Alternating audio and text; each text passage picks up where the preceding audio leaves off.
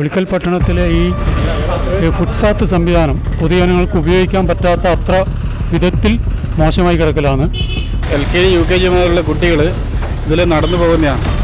ഇത് വലിയ പ്രയാസം ഇവിടുത്തെ ജനങ്ങൾക്ക് ഉണ്ടാക്കുന്നുണ്ട്. എല്ലാ പണികളും പൊതുമരാമത്തിൻ്റെ എല്ലാ വർക്കുകളും എത്രയും പെട്ടെന്ന് തീർക്കുക എന്നുള്ളതാണ്. ഫുട്പാത്തിൻ്റെ പണി എത്രയും പെട്ടെന്ന് പൂർത്തിയാക്കണം.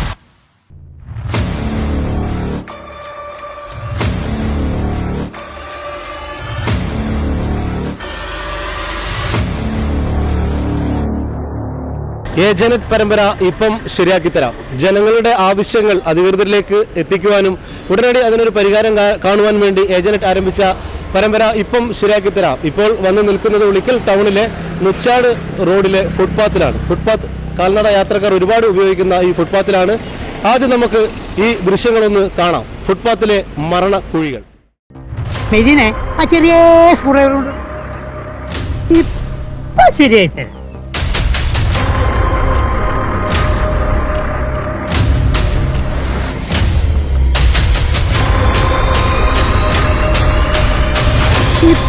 ശരിയായിട്ട്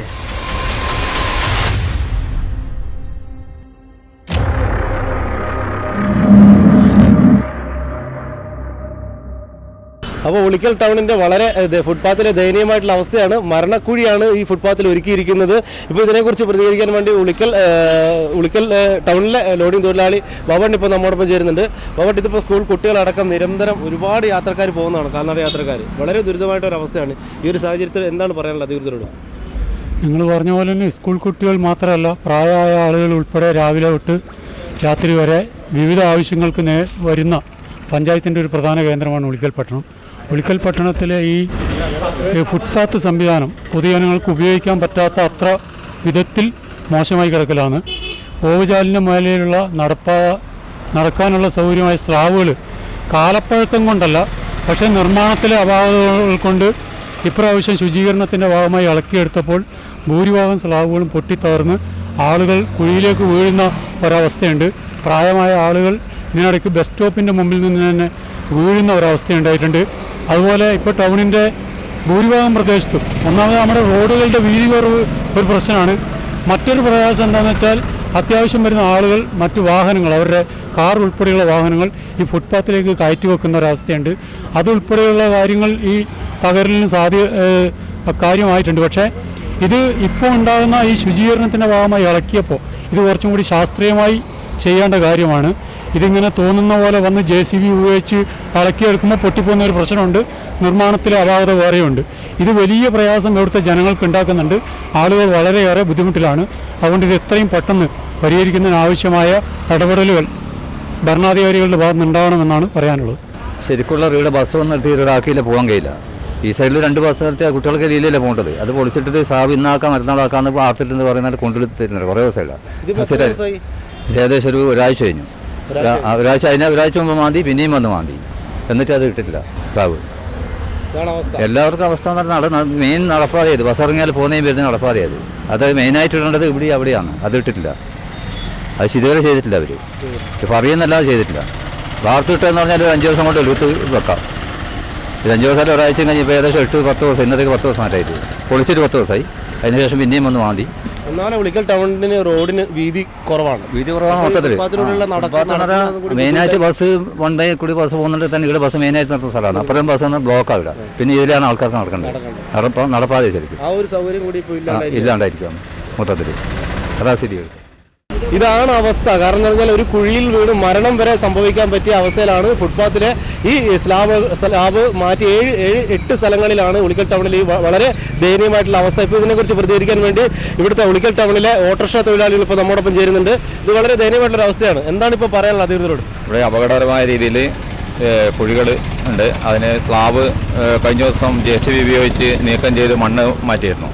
പക്ഷേ അതിന് ആവശ്യമായ മുൻകരുതലെടുക്കുകയോ ലെവലായ രീതിയിലാണ് അപകടകരമായ രീതിയിലാണ് ഉള്ളത്. കുഴികൾ പല സ്ഥലത്തുമുണ്ട്. അത് സ്ലാബിട്ട് മൂടിയിട്ടില്ല. വയത്തൂർ റോഡിൽ പിന്നെ 2 സ്കൂള്, ഹൈസ്കൂളും UP സ്കൂളും ഒക്കെ നിലനിൽക്കുന്നതാണ്. ആ ഭാഗത്തേക്ക് ഫുട്പാത്തില്ല. അങ്ങനെ പല പ്രശ്നങ്ങളും ഇവിടെയുണ്ട്. അത് പഞ്ചായത്ത് കാര്യമായിട്ട് ശ്രദ്ധിക്കണം എന്നാണ് പറയാനുള്ളത്. ഇതിലുള്ള ഈ ചെറിയ സ്കൂളിലെ ചെറിയ കുട്ടികൾ LKG UKG മുതലുള്ള കുട്ടികൾ ഇതിൽ നടന്നു പോകുന്നതാണ്. അപ്പോൾ ഈ സ്ലാബ് എങ്ങനെയിട്ട് അവിടെ വലിയ കുഴിയാണ്. ഇവിടെ 8 സ്ഥലങ്ങളിൽ നിങ്ങൾ പറഞ്ഞ പോലെ തന്നെ കുഴിയുണ്ട്. എല്ലാ സ്ഥലത്തും ഇത് മൂടി അധികൃതർ ഇത് ശ്രദ്ധയിൽപ്പെടുത്തണം.